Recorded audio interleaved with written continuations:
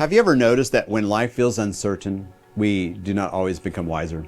Sometimes we become detectives. We refresh the news, we check the market, we check the weather, we check the email, we check the text thread, we check the AI update, and we check the thing we just checked 6 minutes ago as if the answer is going to rain down from the sky in a PDF.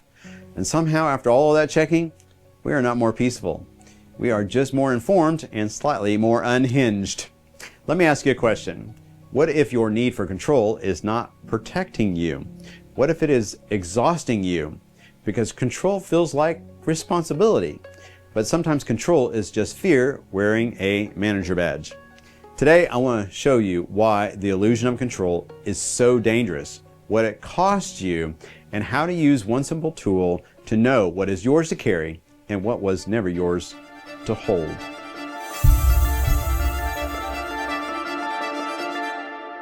Welcome to I Am Built for Pressure. This is a place for people carrying real responsibility who want to stay clear when the room gets loud.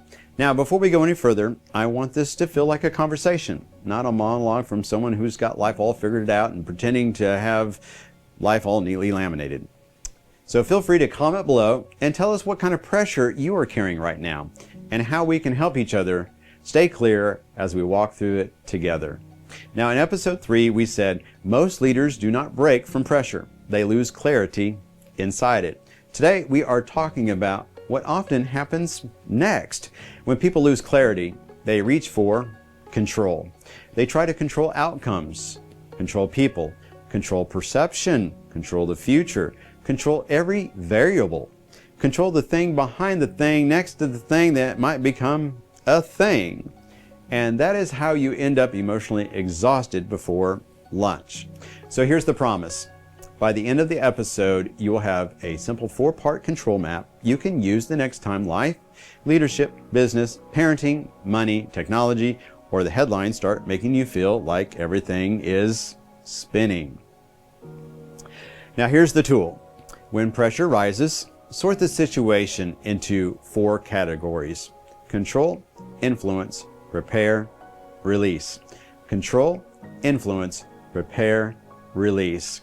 Then ask yourself, what can I control? What can I influence? What can I prepare for?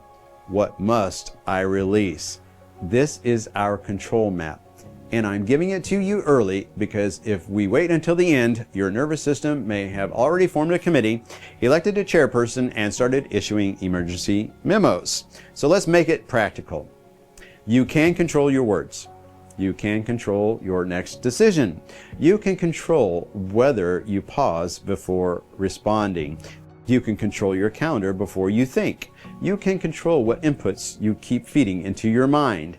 You may not be able to control the economy, but you can control whether you have a budget conversation. You may not be able to control AI, but you can control whether you learn, adapt, ask better questions, or stop letting every headline tell you who to become.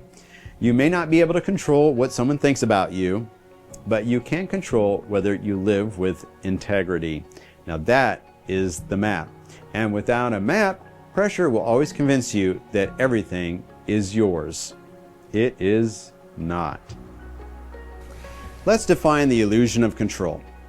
The illusion of control is the belief that if I can just think hard enough, monitor closely enough, worry long enough, and manage enough variables, I can prevent pain, uncertainty, disappointment, failure, criticism, or loss.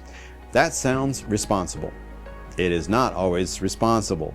Sometimes it is rumination with a laptop. Sometimes it is fear with a spreadsheet. Now, planning is good, wisdom is good, preparation is good, leadership is good, but control is different. Preparation says, I am getting ready for what may come. Control says, I am trying to emotionally own what I cannot actually govern. That is where people get tired, not because they have responsibility, but because they have started carrying imaginary responsibility. And imaginary responsibility is heavy, and it has no handles, and it doesn't fit in the overhead compartment.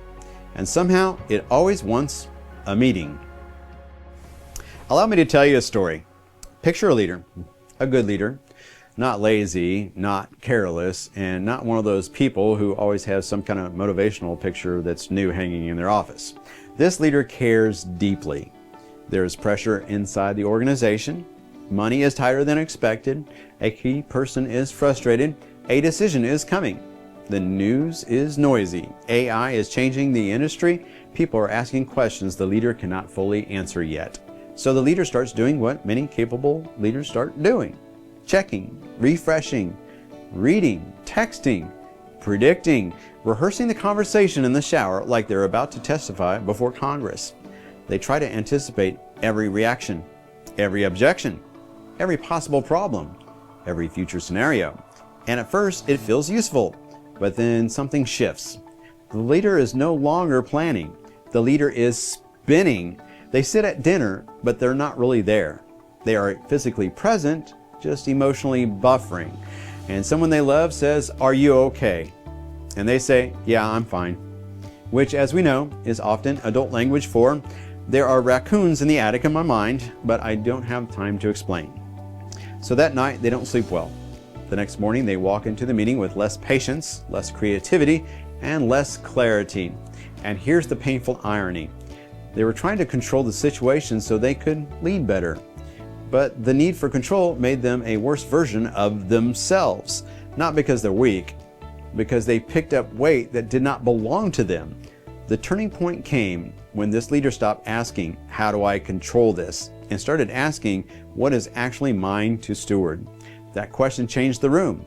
Not instantly, and this is not a movie where the soundtrack swells and everyone becomes emotionally healthy by Tuesday, but it changed the next step. And sometimes the next step is where clarity returns. Control can feel like holding a steering wheel, but sometimes under pressure, we are holding a steering wheel that is not attached to the car. We're turning it, we're gripping it, we're sweating over it, we're giving it little leadership speeches here and there, but it is not connected to anything. And that is what happens when we try to control other people's reactions, or control the future, or the market, or public opinion, or whether every person understands our heart, or whether life behaves according to the plan we wrote in January, back when January was very optimistic. You can grip the wheel all day, but if it's not attached, all you're doing is exhausting your hands. And this is where clarity matters. Clarity helps you ask, is this a real steering wheel, or am I just squeezing plastic? Because a lack of control is not the same as lack of responsibility. Some things are yours to steer. Some things are yours to influence. Some things are yours to prepare for. And some things are yours to release before they turn your soul into a hostage situation. So why does this all feel strong in this moment? The illusion of control is especially tempting right now because so much of life feels unpredictable. Current events change quickly. Technology moves fast. AI did not politely knock on the office door and ask everyone if they were emotionally ready. It just walked in, grabbed a badge, and said, "I work here now." The economy can feel like it drank espresso and changed moods before lunch. People are nervous about jobs, institutions, politics, families, churches, businesses, and the future. So of course, we want control. Control feels like shelter. Control feels like a railing on the stairs. Control feels like if I can just get enough information, I will feel safe. But more information does not always produce more peace. Sometimes more information produces more agitation. There is a difference between being informed and becoming a full-time unpaid intern for chaos. And many people are not leading from wisdom. They are leading from surveillance. Always watching, always checking, always scanning for the next threat. But vigilance is not the same as vision. A leader needs vision. Vigilance can notice danger, but vision knows where we are going. So here's the deeper shift. The answer to illusion of control is not passivity. It is stewardship. Passivity says, I cannot control everything, so I will do nothing. That's not good. That's just avoidance with nicer lighting. Control says, everything depends on me. That's not leadership. That is a Messiah complex with calendar invites, and that position is filled. Stewardship says, I will be faithful with what is mine, honest about what is not mine, and wise enough to know the difference. That is the shift. Because control asks, how do I make this turn out the way I want? Stewardship asks, what does wisdom require from me right now? Control asks, how do I keep everyone happy? Stewardship asks, what is the truthful and loving thing to do right now? Control asks, how do I prevent every bad outcome? Stewardship asks, what can I prepare for and what must I entrust beyond myself? Control says, I am only okay if I can manage the outcome. Stewardship says, I can be steady because I know my assignment. And that is the line. Control tries to own the outcome. Stewardship owns the assignment. That sentence is worth taking with you. Maybe even laminate it, but don't make it weird. So this week, use the control map. Take one situation that is making you anxious. Not 14, just one. Because some of us who can get overwhelmed from time to time try to heal ourselves by creating a productivity system so elaborate it requires its own zip code. No, let's just take one situation and write 4 words. Control, influence, prepare, release. Under control, write what is directly yours. Your words, your tone, your next decision, your boundaries, your preparation, your integrity, your rest, your response. Under influence, write where you can have a meaningful effect, but not total command. A conversation, a team expectation, a family rhythm, a budget discussion, a leadership process, a relationship that needs honesty. Under prepare, write what you can wisely get ready for. A backup plan, a better system, a difficult conversation, a skill you need to learn, a habit you need to build, a question you need to ask, a scenario you need to think through before you are emotional. Under release, write what you cannot control without losing yourself.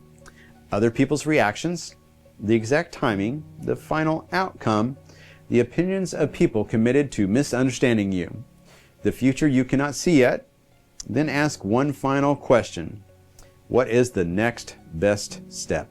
Not the perfect step, not the step that guarantees applause, not the step that makes all anxiety evaporate like a magic trick. The next best step, because clarity often comes back one obedient step at a time. Now at the beginning I asked, what if your need for control is not protecting you? What if it is exhausting you? Here's the big idea. Control is what we reach for when clarity feels threatened. Stewardship is what we practice when wisdom is in charge. The goal is not to be in control of everything. The goal is to be faithful with what is actually yours. That is how you stay clear in pressure. You stop trying to control the weather and start learning how to sail. You stop trying to manage every possible reaction and start leading with integrity. You stop refreshing the steering wheel that is not attached and put it in your hands on what is actually yours to guide. Because you are not built to carry the whole future. You are not built to manage every outcome. You're not built to keep every person calm, pleased, impressed, and emotionally hydrated. You are built for pressure. But pressure needs clarity. And clarity begins when you stop calling everything yours. So this week, ask yourself, what can I control? What can I influence? What can I prepare for? What must I release? That is where stewardship begins.